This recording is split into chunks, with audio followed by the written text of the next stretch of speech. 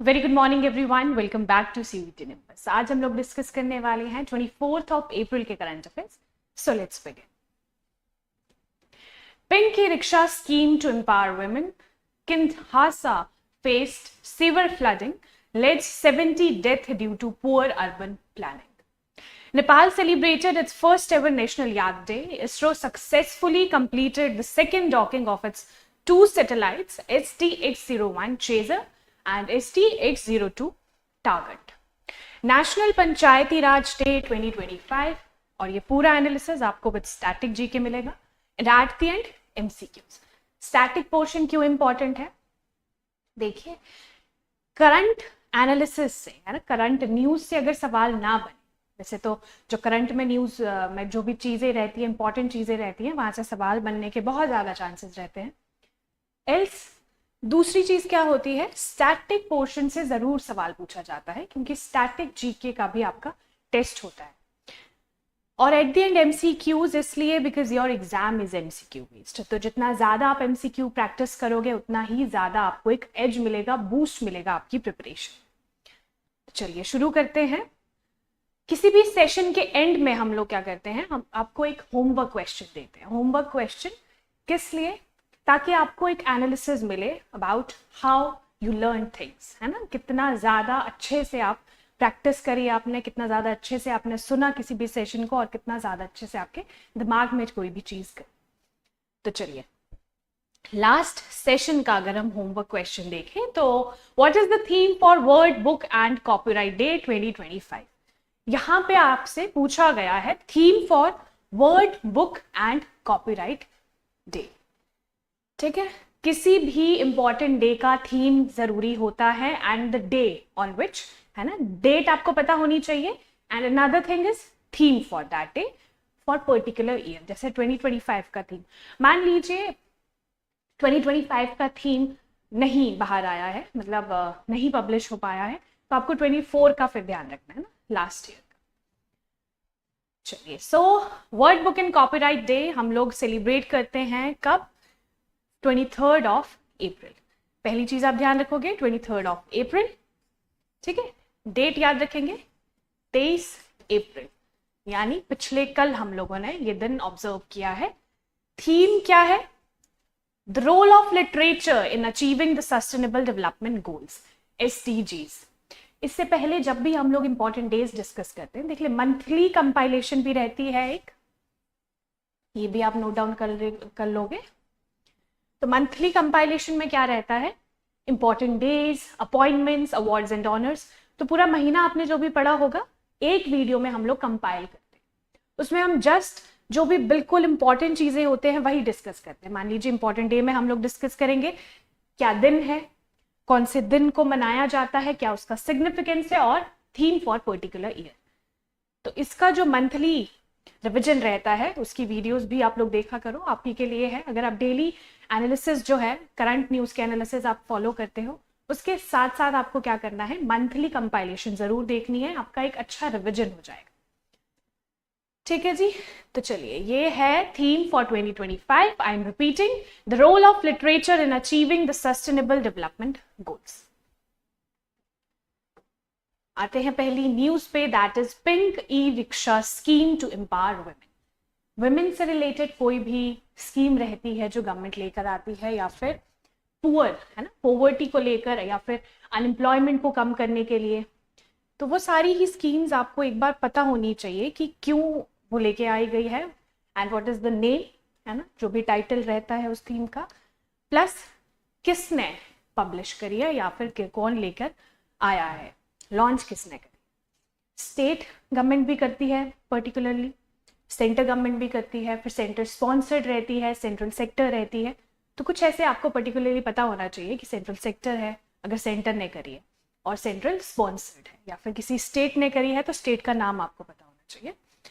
तो चलिए, अगर हम पिंक ई-रिक्शा की बात करें तो it has launched by Maharashtra government. Maharashtra government ने इस स्कीम को लॉन्च किया है to empower women and make them financially independent, to empower women and make them financially independent।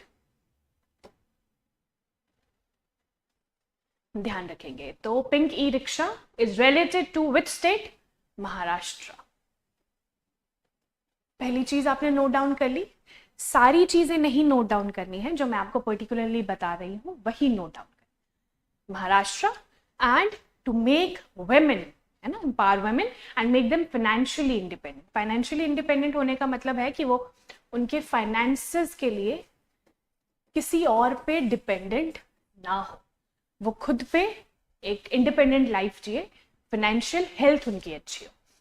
Launched by deputy chief minister Ajit Pawar on in Pune. Pune में launch किया गया है, ये ध्यान रखेंगे। And where electric three wheelers are distributed to selected women. तो selected women को electric three wheelers, अगर आप पिक्चर में देखो, ये देखो, इलेक्ट्रिक 3-व्हीलर्स डिस्ट्रीब्यूट करे गए हैं कुछ वुमेन्स को, and administered by the women and child development department of Maharashtra. Kinetic green energy and power solutions limited is the official partner. कुछ पॉइंटर्स रहते हैं जो आपको पता होने चाहिए। तो एडमिनिस्टर कौन कर रहा है? Women and child development department of Maharashtra. जैसे कि सेंट्रल गवर्नमेंट में एक मिनिस्ट्री रहती है वुमेन एंड चाइल्ड डेवलपमेंट, वैसे ही स्टेट्स में क्या होता है, अलग अलग डिपार्टमेंट्स बने होते हैं। तो ये कौन सा डिपार्टमेंट है? Women and child development department. A total of 10,000 e-rickshaws will be given in 8 districts to women aged between 20 and 50 years, जिसमें कि कौन कौन शामिल है? Widows, divorcees and economically weaker section की जितनी भी औरतें हैं। तो आपको ध्यान रखना है, स्पेसिफिकली आपसे सवाल पूछा जा सकता है कि किन वुमेन्स को ये दिया जाएगा। तो जिसमें particularly you will just remember widows, divorcees और इकोनॉमिकली वीकर सेक्शन, EWS की जो वुमेन्स है, उनको ये सारी चीजें डिस्ट्रीब्यूट की जाएगी। कितनी? 10,000 ई-रिक्शास। तो आप स्टेट का नाम ध्यान रखोगे, डिपार्टमेंट ध्यान रखोगे, किस डिपार्टमेंट में आता है, लॉन्च किया हुआ है किस जगह पे? पुणे, महाराष्ट्र इन पुणे। चलिए, महाराष्ट्र को मैप में हम ना देखें ऐसा नहीं हो सकता, है ना। दिस इज इंपॉर्टेंट थिंग कि कोई भी स्टेट, कोई भी सिटी न्यूज में रहती है, कोई भी कंट्री न्यूज में रहती है, मैप में उसी वक्त अब अगर आप देख लोगे तो बिल्कुल ऐसे होता है ना, जैसे कोई पजल होता है तो वैसे सुलझता जाएगा। अभी आपने आज महाराष्ट्र देख रहे हो, उसके बाद किसी और स्टेट की बात होगी या फिर किसी और कंट्री की बात होगी, तो वो भी आप साथ के साथ मैप में देखोगे तो मैप वर्क आपका बिल्कुल पक्का हो जाएगा। दिस इज महाराष्ट्र, ठीक है जी। And capital is Mumbai, Bombay, है ना, बम्बई। बॉम्बे इसका पुराना नाम था, अभी मुंबई हम कहते हैं। महाराष्ट्र, MH मैं लिख रही हूँ शॉर्ट में। आसपास के स्टेट्स कौन कौन से हैं? See this. हम नॉर्थ से स्टार्ट करेंगे और एंटी क्लॉकवाइज, क्लॉकवाइज डायरेक्शन में चलेंगे। आपको पता है ना, दिस इज क्लॉकवाइज डायरेक्शन। घड़ी का कांटा, मान लीजिए दिस इज घड़ी का कांटा, ये ऐसे घूमता है, and this is clockwise direction and this is anti clockwise direction, उल्टा। क्लॉक के, क्लॉक जिस तरफ वो घूमती है उससे उल्टा, एंटी। तो गुजरात से हम लोग स्टार्ट करेंगे, फिर इधर आ जाएगा मध्य प्रदेश, फिर इधर आएगा Chhattisgarh, and here lies Telangana और महाराष्ट्र। ठीक है, ये अलग अलग स्टेट्स, इसके बॉर्डरिंग स्टेट्स हैं। और उस तरफ जो कोस्टल लाइन है, कोस्टल लाइन जो आपको दिख रही है, this is Arabian C.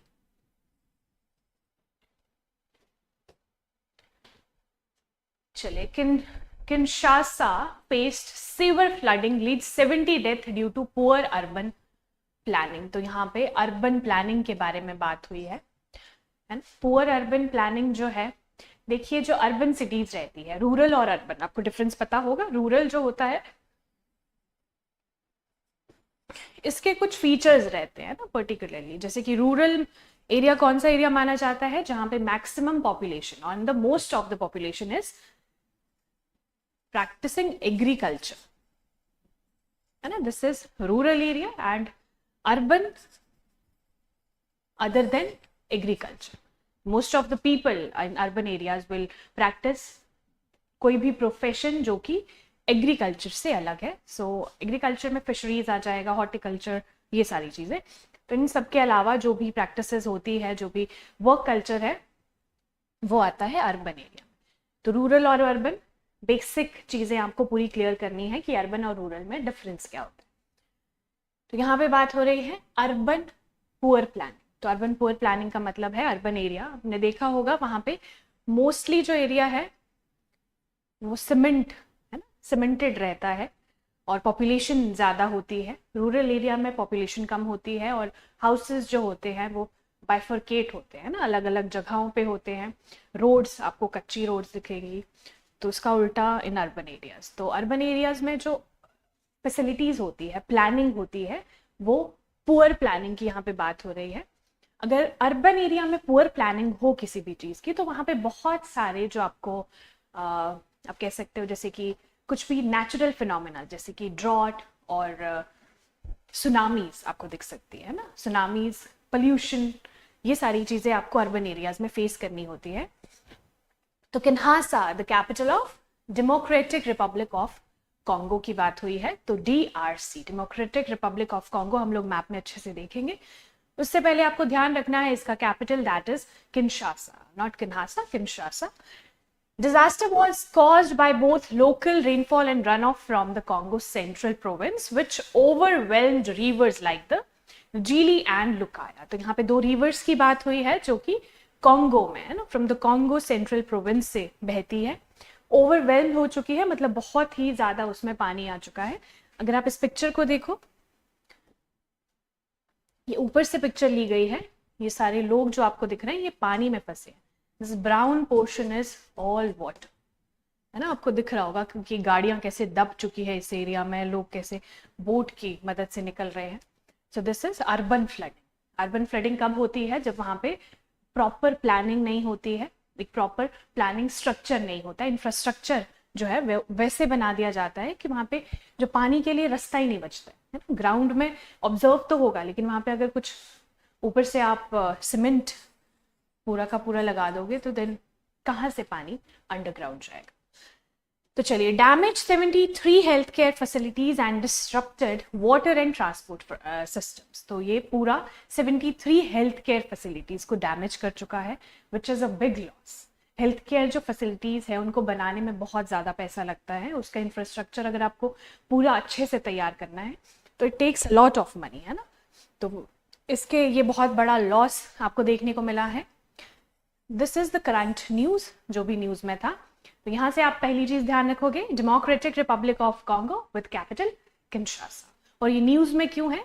Due to poor urban planning. Poor urban planning की वजह से वहां पे बहुत ज्यादा पानी भर गया और डैमेज हो गए बहुत सारे हेल्थ केयर फैसिलिटीज। इसके साथ साथ democratic Republic of Congo is the second largest country in Africa after Algeria. Algeria के बाद it is the second largest country. पहला फैक्ट है ये। एंड दूसरा आप लोग ध्यान रखोगे, लार्जेस्ट इन सब सहारन अफ्रीका। तो यहां से आपको एक चीज पता चल गई, this country is in African continent, African continent में है, and second largest country in Africa. ध्यान रखेंगे। चलिए, यहां से मैं आपसे एक सवाल पूछती हूं, आपको बताना है लार्जेस्ट कंट्री इन अफ्रीका कौन सी है। ऐसे सवाल भी आपसे पूछे जा सकते हैं। किसी भी कॉन्टिनेंट की बात हो रही है तो वहां पे लार्जेस्ट या फिर स्मॉलेस्ट कंट्री कौन सी है आपको पता होना चाहिए। अभी आप बताओगे मुझे अफ्रीका के बारे में, which country is the largest in Africa. Second largest हमें पता लग गया, डेमोक्रेटिक रिपब्लिक ऑफ कॉन्गो। चलिए, दिस इज द मैप, ये है अफ्रीकन कॉन्टिनेंट। देखिए, यहां पे अगर आपको अच्छे से विजिबल नहीं है तो आपको क्या करना है, आपको PDF डाउनलोड करना है हमारे टेलीग्राम चैनल से। ठीक है, PDF जैसे ही आप डाउनलोड करोगे, ये पूरा का पूरा जो यहाँ पे PPT में आपको दिखा रही हूँ, स्लाइड शो, सारा का सारा एज टू जैसे यहाँ पे है ना, सेम आपको वहां पे मिल जाएगा और बिल्कुल ही फ्री ऑफ कॉस्ट है। जस्ट सब्सक्राइब द चैनल और आपको क्या करना है, डिस्क्रिप्शन में जाइए, टेलीग्राम चैनल का लिंक ओपन कीजिए। जैसे ही आप लिंक ओपन करोगे वहां पे CUET निम्बस के नाम से एक चैनल ओपन हो जाएगा, आपको फॉलो करना है चैनल और पीडीएफ सारे के सारे डाउनलोड कर देना है। वहाँ पे और भी इंपॉर्टेंट इन्फॉर्मेशन आपको मिलेगी, है ना, ऑन डेली बेसिस, तो वो सारी चीज़ें भी आपको देखनी है, आपके लिए ही इम्पॉर्टेंट है। चलिए अब इस कंट्री पे आते हैं, democratic Republic of Congo. This is Democratic Republic of Congo with capital Kinshasa. This is Kinshasa. Pronunciation may vary, लेकिन अभी आपको किंशासा ही ध्यान रखना है ना, कोई और अलग भी प्रोनाउंस कर सकता है। आसपास बहुत सारी कंट्रीज आपको दिख रही है, जैसे कि युगांडा, रवांडा, बुरुंडी, है ना, Tanzania, Malawi, Zambia, Angola, Congo, Republic of Congo. This is Democratic Republic of Congo, DRC, and it is Republic of Congo. फिर साथ ही में Central African Republic and South Sudan. ये आसपास बहुत सारे बॉर्डरिंग नेशंस आपको दिख रहे हैं। And here is, this is lake, आपको नाम इसका बताना है। देखिए अगर आप लोग पार्टिसिपेट नहीं करोगे तो आपको अच्छे से याद नहीं रहेगा, तो इसलिए पार्टिसिपेशन इज इंपॉर्टेंट। जो भी मैं क्वेश्चन पूछती हूँ उसका जवाब जरूर कमेंट सेक्शन में दिया। यहाँ से दिस लेक, ये लेक 3 देशों में है, युगांडा, कीनिया एंड तंजानिया, है ना, 3 देश में। तो आपको इस लेक का नाम बताना है and it is largest in Africa. इसका नाम आपको कमेंट सेक्शन में बताना है। यहां से मैंने आपसे जितने भी क्वेश्चन पूछे हैं इन बिटवीन द सेशन, सबका जवाब आपको कमेंट सेक्शन में देना।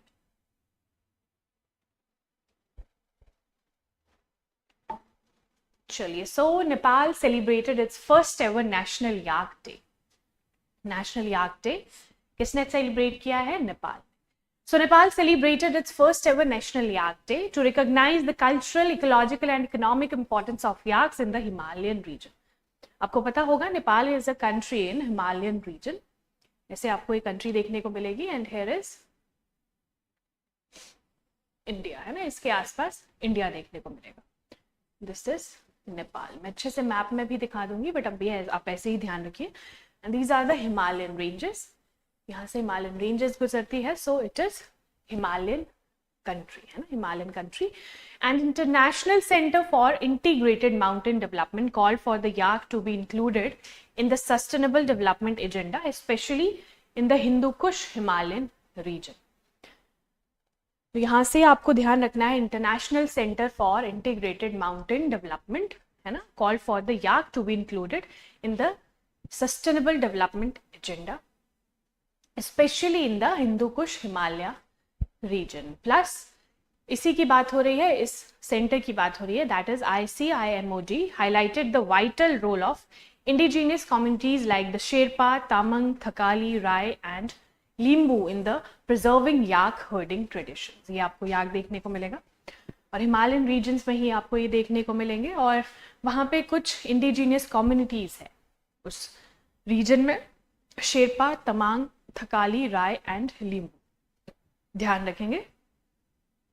तो ICIMOD ये जो सेंटर है, इसका क्या कहना है, ये जो सारी कम्युनिटीज है इनका बहुत बड़ा रोल है इन प्रिजर्विंग याक, है ना। And event marked step toward promoting mountain livelihoods and environmental sustainability. ये जो इवेंट हुआ है that is first ever national yak day. तो national yak day it's a very big event और ये प्रमोट क्या कर रहा है, mountain livelihoods and environmental sustainability which is very vital for our mother earth, है ना। अर्थ हमारी हेल्दी रहे, है ना, इसीलिए हम लोगों ने SDG गोल्स भी लेकर आए हैं, सस्टेनेबल डेवलपमेंट गोल्स। उसमें environmental sustainability is very important. तो ध्यान रखेंगे, first ever national yak day in Nepal. चलिए नेपाल को हम लोग मैप में देख लेंगे।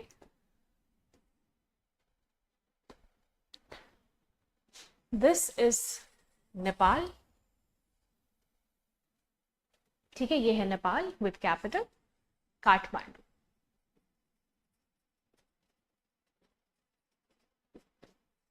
और आसपास कौन कौन से देश है, इधर आपको इंडिया दिख रहा है, इधर है चाइना, तो ये इंडिया का ही पूरा पार्ट है ना, यहाँ इंडिया है, इसके ईस्ट वेस्ट दोनों तरफ इंडिया है, नॉर्थ में भी चाइना है और साउथ में इंडिया।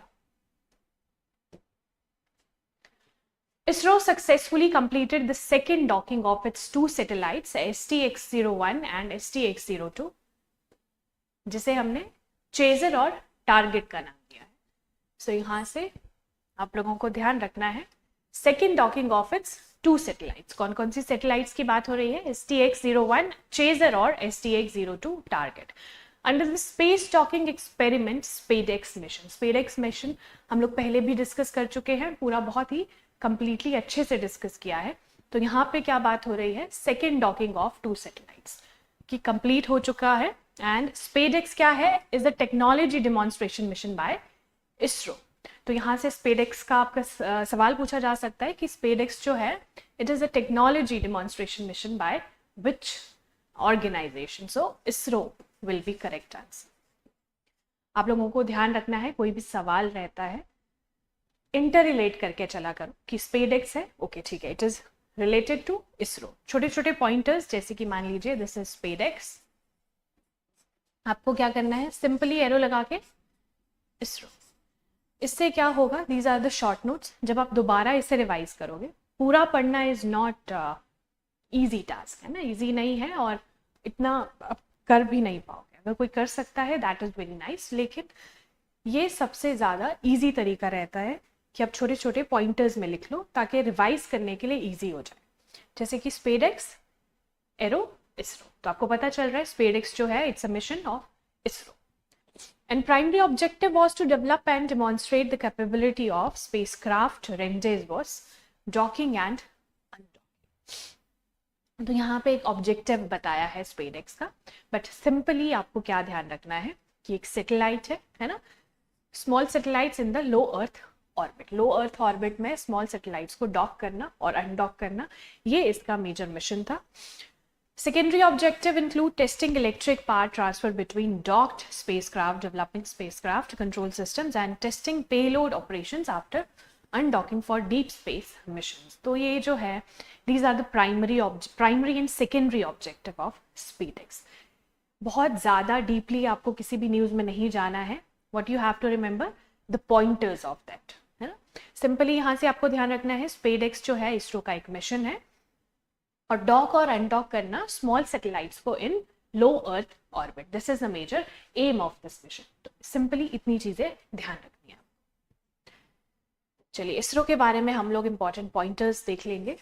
जब भी कोई ऑर्गेनाइजेशन है ना, इंटरनेशनल हो नेशनल हो, न्यूज में रहती है, उसके बारे में हमें स्टैटिक पोर्शन जरूर देख लेना होता है। So it was established in 1969 and headquarters are in Bengaluru, Karnataka. ये दो पॉइंटर्स आप ध्यान रखोगे। And ISRO Indian space research Organisation, this is the full form. Full forms भी आती है आपके एग्जाम में, है ना, तो ध्यान रखना। आज है 24th of April and 24th of April को हम लोग सेलिब्रेट करते हैं very important day, that is national Panchayati Raj day. National Panchayati Raj day formally recognized in the Indian Constitution through Part 9 which was added by the 73rd Amendment Act 1992। ये देखिए this portion जो आज की important day है, it is related to your polity section, है ना, polity section. तो जो पंचायत्स है, यहाँ पे नेशनल पंचायती राज डे के बारे में बात हो रही है। तो जो पंचायत्स है वो रिकॉग्नाइज की गई थी इंडियन कॉन्स्टिट्यूशन द्वारा पार्ट 9 में, ठीक है, पार्ट 9, और एडेड थ्रू एक अमेंडमेंट की गई थी 73rd अमेंडमेंट एक्ट 1992। ये आप ध्यान रखोगे। और कौन कौन से आर्टिकल्स हैं जो पंचायत से रिलेटेड है? Article 243B to article 243G, very important, ये आप ध्यान रखोगे। On National Panchayati Raj Day let us honour the strength of grass roots. देखिए ग्रास रूट्स क्यों कहा गया है? क्योंकि जो हमारी पंचायत है, विलेजेस है, दीज आर द, अगर हम लोग फेडरल स्ट्रक्चर की बात करें और टियर स्ट्रक्चर की बात करें या फिर, तो टियर में सबसे लोएस्ट या फिर आप ग्रास रूट लेवल कह सकते हो, the panchayats and the villages. So let us honour the strength of the grass roots democracy and reaffirm our commitment to empowering our villages. तो commitment to empower the villages is the major aim of this day ना, इस दिन को celebrate करना is the major aim to empower villages. ये आप pointers ध्यान रखोगे। 24 अप्रैल नेशनल पंचायती राज डे, इसका थीम अभी तक नहीं आया है, मैं आपको टेलीग्राम चैनल पे बता दूंगी व्हाट इज द थीम जैसे ही आउट होता है। अब आते हैं मोस्ट इंपॉर्टेंट सेक्शन पे, दैट इज द एमसीक्यूज। पूरा सेशन आपने अच्छे से देख लिया, अब आपको क्या करना है, एमसीक्यूज के जवाब देने हैं।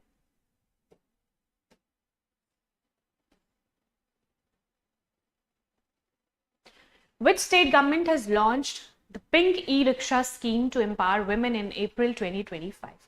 कौन सी स्टेट गवर्नमेंट ने लॉन्च किया है pink e rickshaw scheme? So correct answer is a, Maharashtra. Kinshasa city, which was seen in news due to floods, is the capital of which country? कौन सी कंट्री की कैपिटल है Kinshasa? Democratic Republic of Congo, and it is in African continent.